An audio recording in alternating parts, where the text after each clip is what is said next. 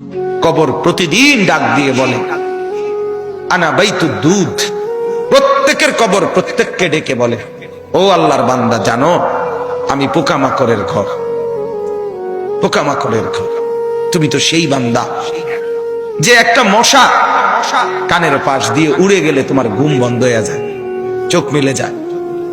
একটা মশার গুনগুন আওয়াজ সহ্য করতে পারো না।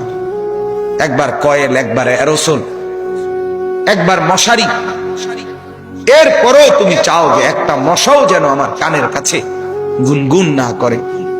তো 5 ঘন্টার ঘুমের জন্য, 6 ঘন্টার ঘুমের জন্য বান্দা এই যত্ন নিলা, অনন্তকাল কিংবা বছরের পর বছর কবরের যে ঘুম দিবা, পড়ে থাকবা সেই ঘরে, পোকা মাকড়ের ঘর, সেই ঘরে তুমি ঘুমাইবা কেমনে, থাকবা? আমার বাপ, আমি থাকবো কিভাবে? আমি থাকবো কিভাবে বলে? ভাবেন, আমিও ভাবি, আপনিও ভাবেন। উসিকুম ওয়া ইয়া, আপনাকেও বলছি, আমাকেও বলছি। এই এখন ঘরে গেলে আমরা সবাই ল্যাপ আর কম্বলের নিচেই তো শুয়ে যাব বাপ। কিন্তু একবার ভাবেন তো, যার মা কবরে, মার কবরে ল্যাপ কম্বল আছে কিনা? যার বাপ কবরে আছে এই মুহূর্তে, বাপ আপনি ভাবেন তো। আমার এক পরিচিত মানুষ একতলা বাড়ি করছে ঢাকা, 4.5 কোটি টাকা খরচ করে, শুধু একতলার মধ্যে খরচ করছে। কিছুদিন আগে ইন্তেকাল করছে। ছেলেরা, তার গ্রামে জানাজা হবে পরের দিন দুপুরে। সন্তানরা ওই শেষ রাতটা হাসপাতাল থেকে লাশটা বাড়িতে আনে নাই, ওই 4.5 কোটি টাকার বিল্ডিং এ রাখে নাই, হাসপাতালেই রেখে দিছে। পরের দিন ওইখান থেকে অ্যাম্বুলেন্সে করে এরপরে গ্রামের বাড়িতে নিয়ে দাফন কাফন করে দিছে। এখন এটা তো করোনার কালে নাই, এখন ইদানিং 10, 15, 20 দিন আগের কথা। কি সাজাইলেন, কার জন্য সাজাইলেন, কি বুঝলেন, কি ভাবলেন? আপনি ভাবেন। এজন্য কবর প্রতিদিন বলে, বান্দা তুমি কেমনে থাকবা? অগণিত পোকা মাকড়, অগণিত পোকা মাকড় তোমাকে ঘিরে ধরবে, কেমনে থাকবে?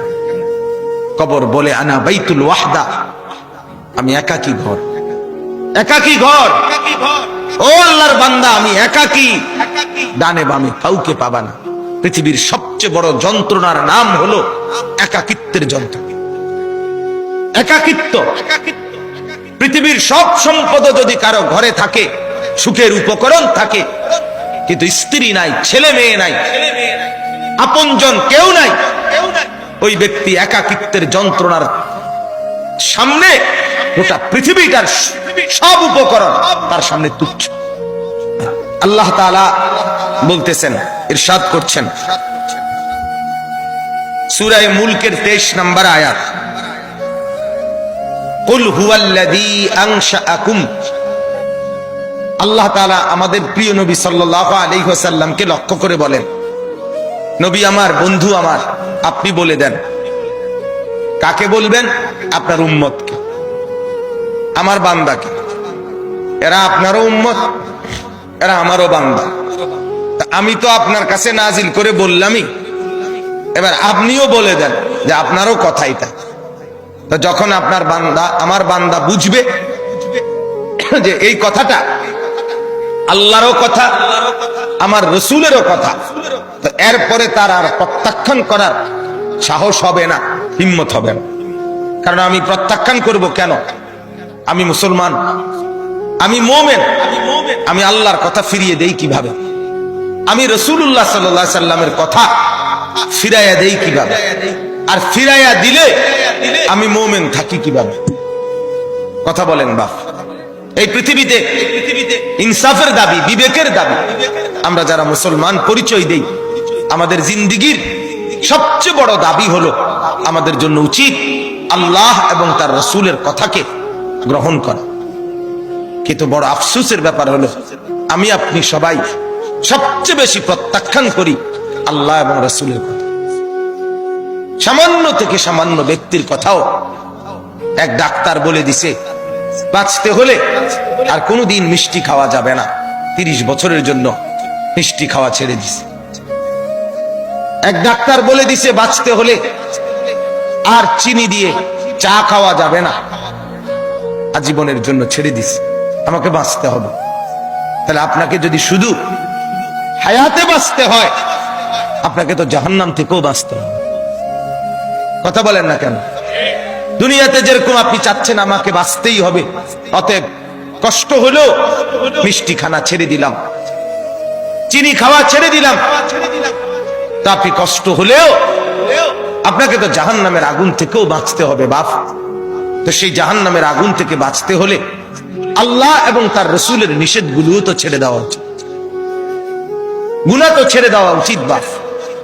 আফসোসের বিষয়, একই ব্যক্তি নিজের এই সাইড বোঝে, ওই সাইড বোঝেন। এটা কি বোকা? এটা তো বোকা ছাড়া আর কিছু না বাপ।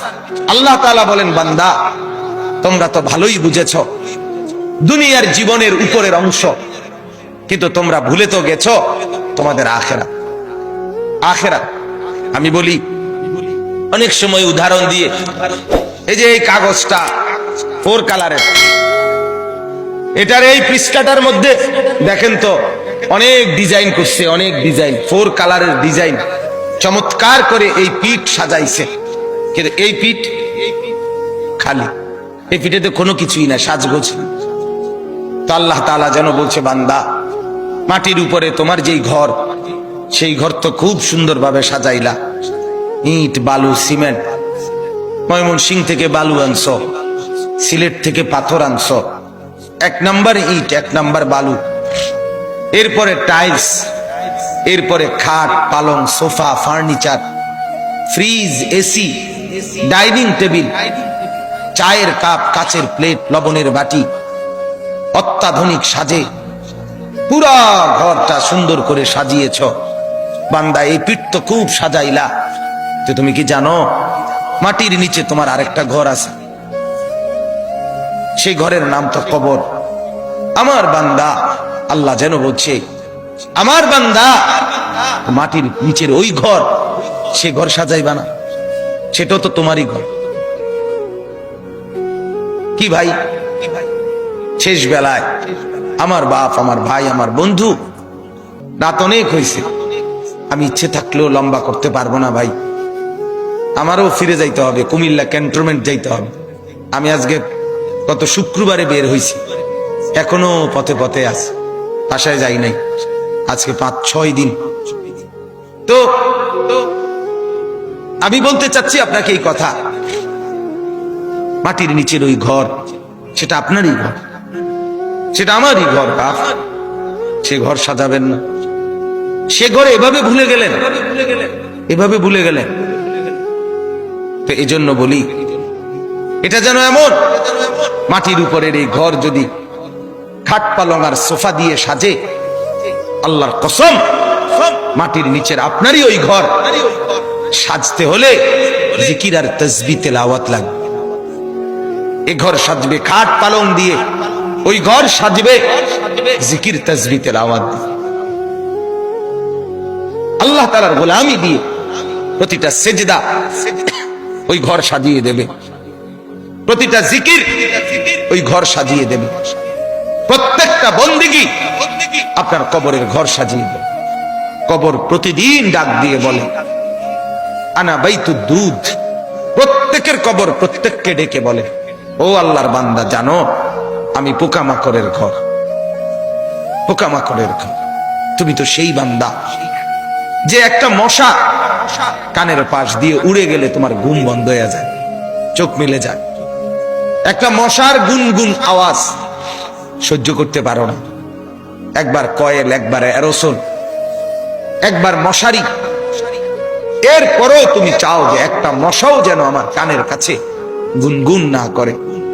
তো 5 ঘন্টার ঘুমের জন্য, 6 ঘন্টার ঘুমের জন্য বান্দা এই যত্ন নিলা, অনন্তকাল কিংবা বছরের পর বছর কবরের যে ঘুম দিবা, পড়ে থাকবা সেই ঘরে, পোকা মাকড়ের ঘর, সেই ঘরে তুমি ঘুমাইবা কেমনে, থাকবা কি? আমার বাপ, আমি থাকবো কিভাবে? আমি থাকবো কিভাবে বলে? ভাবেন, আমিও ভাবি, আপনিও ভাবেন। উসিকুম ওয়া ইয়া, আপনাকেও বলছি, আমাকেও বলছি। এই এখন ঘরে গেলে আমরা